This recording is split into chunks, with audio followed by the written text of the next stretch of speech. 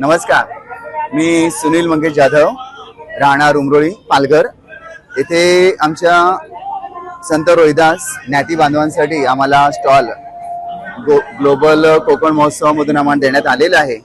तर आपण पाहतात की आमचा जो पालघर तालुका हृदय समाजसेवा संघ आहे, हा आमचं गाव जे आहेत ही आपल्या जवळपास पूर्ण जिल्ह्यामध्ये खूप आमची गावं आहेत, त्याच्यामधले आमचे प्रतिनिधी आहेत। त्याच्यानंतर आपण जर का इकडे आलो तर ही आमची समाजभूषण आहेत, ज्यांनी आमचा समाज निर्माण केला, ज्यांनी आमच्या समाजासाठी स्वतःचं कर्तृत्व अर्पण करून आपल्या देशाचं नाव लौकिक केलेलं आहे। मग पांडुरंग धर्माजी जाधव असेल, राघव वनमाळी असतील, हे सगळे वनमाळी।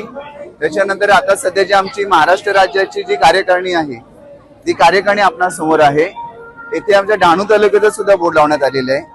आमच्या प्रत्येक तालुक्यामध्ये प्रत्येक तालुका, प्रत्येक गाव, आपल्या पालघर, ठाणे जिल्हा याच्यामध्ये आमची संघटना विशेष कार्यरत आहे।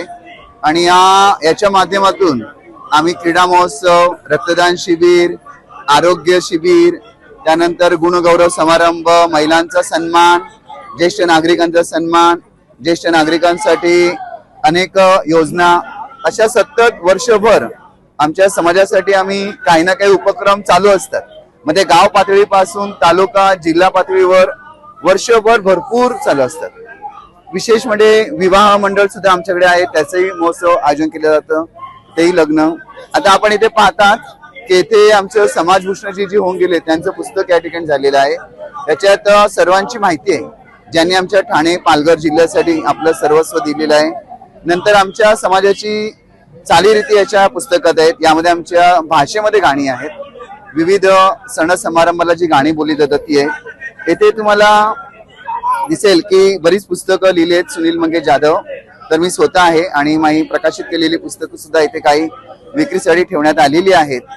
तर हा जो महोत्सव आहे हा खूपच सुंदर आहे आणि आपल्या पालघरसाठी, जिल्ह्यासाठी एक भूषण आहे।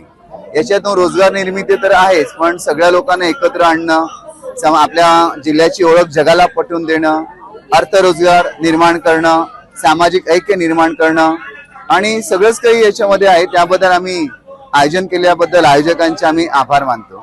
धन्यवाद।